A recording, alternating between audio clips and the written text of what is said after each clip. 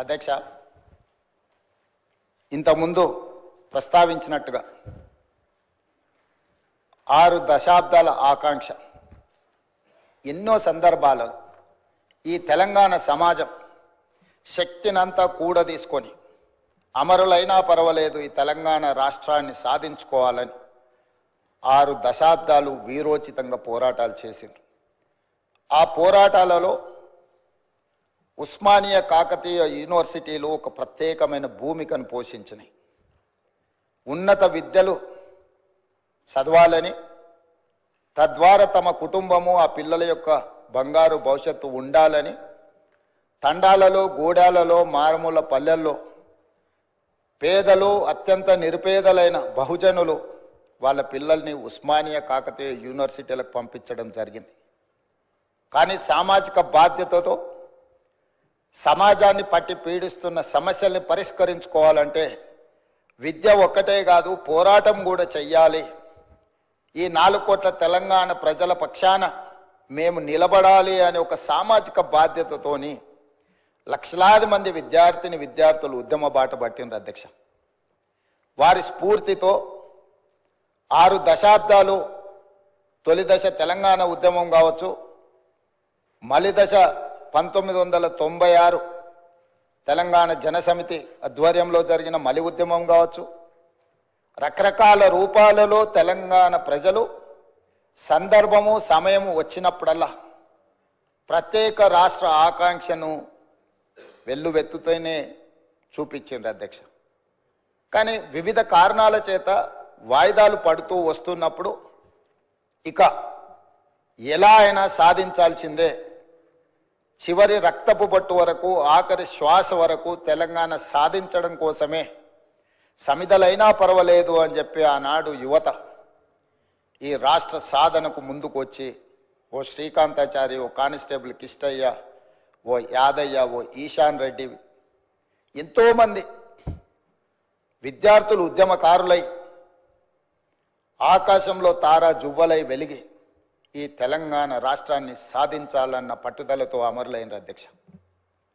శ్రీమతి సోనియా గాంధీ గారు ఒక తల్లిగా బిడ్డ లేదా కుటుంబ సభ్యులు, వారి అత్తగారు శ్రీమతి ఇందిరాగాంధీ గారు కావచ్చు, ఆనాటి ప్రధానమంత్రి శ్రీ రాజీవ్ గాంధీ గారు కావచ్చు, కళ్ళ ముందనే నేల కొరిగి ఈ దేశం కోసం ప్రాణాలు అర్పించినప్పుడు ప్రత్యక్షంగా బాధ ఏందో చవిచూసిన మాతృమూర్తిగా శ్రీమతి సోనియా గాంధీ గారు రాజకీయ ప్రయోజనాలు, రాజకీయ ఆలోచనలు పక్కన పెట్టి ఏది ఏమైనా సరే ఇచ్చిన మాట నిలబెట్టుకోవాలి, తెలంగాణ ప్రజల యొక్క ఆకాంక్ష నెరవేర్చాలని ఒక ఉదాత్తమైన నిర్ణయం తీసుకొని వారు ముందుకు వచ్చి మొట్టమొదటిసారి డిసెంబర్ 9, 2009 నాడు కేంద్ర ప్రభుత్వం తెలంగాణ రాష్ట్ర ఏర్పాటు ప్రక్రియను ప్రారంభిస్తున్నామని ప్రకటించడం జరిగింది.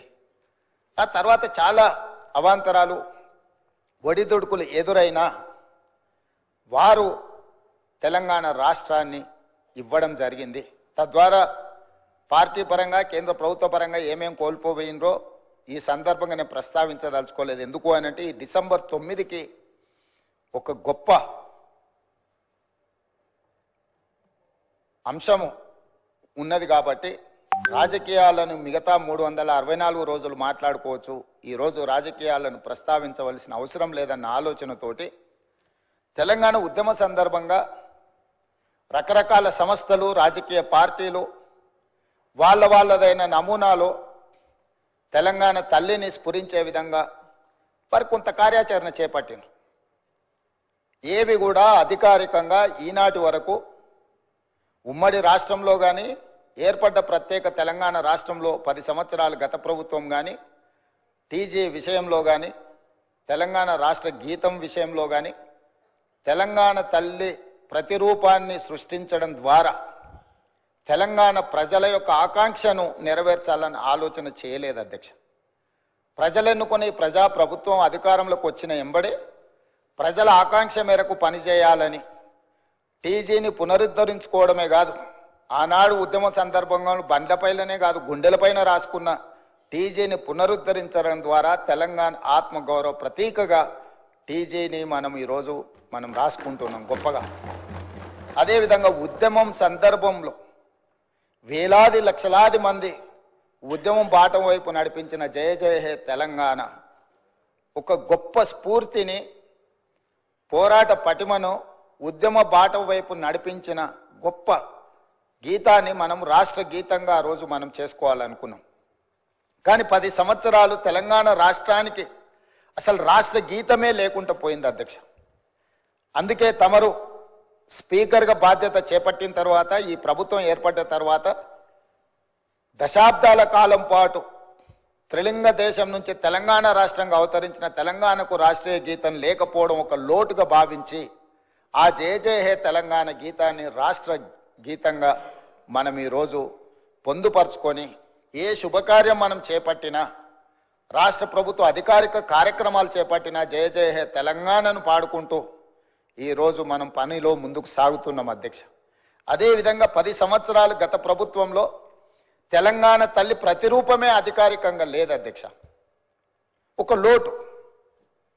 ఈరోజు మన ప్రతీక, మన భావన, మన ఆలోచన, మన ఆత్మగౌరవం, మన అస్తిత్వం ఉట్టిపడే విధంగా చాలామంది తెలంగాణ ఉద్యమంలో పాల్గొన్న ఉద్యమకారులనే కాకుండా కవులను, కళాకారులను, తెలంగాణ సంస్కృతి పట్ల అంకిత భావంతో పనిచేసిన వాళ్ళందరితో చర్చించి చర్చలో 2 అంశాలు ప్రస్తావనకు వచ్చినాయి అధ్యక్ష.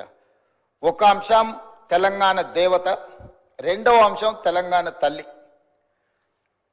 తెలంగాణ మూర్తి దేవతలాగా వజ్ర వైదూర్యాలతో, కిరీటాలతో, భుజకీర్తులతో ఉండాలా, లేకపోతే తెలంగాణ తల్లి మన తల్లిలాగా మన ఇంట్లో మన అమ్మను చూసుకుంటే మనకి ఏ విధంగా అయితే సంతృప్తినిస్తుందో, ఒక అమ్మ మనల్ని ఎంత ప్రేమగా గుండెల్లో పెట్టుకొని చూసుకుంటుందో అట్లా ఉండాలని ప్రస్తావన వచ్చినప్పుడు మేధావులు, ఉద్యమకారులు, కవులు, కళాకారులు మనం తెలంగాణ తల్లి అనే భావనతోనే ఉద్యమ బాట పట్టినాం.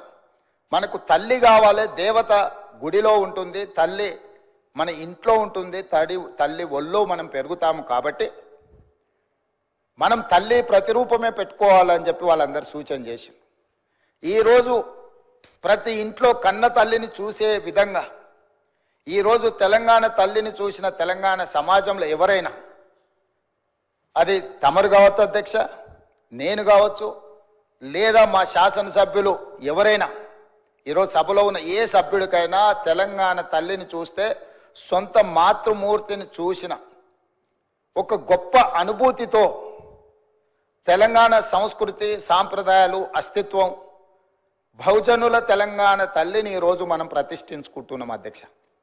ఇంత గొప్ప నిర్ణయం తీసుకున్నప్పుడు డిసెంబర్ 9 ఎలాంటి వివాదాలు, రాజకీయాలకు తావు లేకుండా తెలంగాణ సమాజం అంతా, రాజకీయ పార్టీలు కావచ్చు, ప్రజాప్రతినిధులు కావచ్చు, అదేవిధంగా రైతు కూలీ సంఘాలు కావచ్చు, లేకపోతే తెలంగాణ సమాజంలో వివిధ సామాజిక వర్గాలకు ప్రాతినిధ్యం వహిస్తున్నారు కావచ్చు, 4 కోట్ల తెలంగాణ సమాజం అంతా ఒక్కటై ఏకగలంతో ఈరోజు తెలంగాణ తల్లి అవతరణ ఉత్సవాలు జరుపుకుని ఉంటే బాగుంటుంది. మన పట్ల ఇతర రాష్ట్ర, ఇతర దేశ ప్రజలకు కూడా ఒక గొప్ప గౌరవం పెరుగుతుండేది.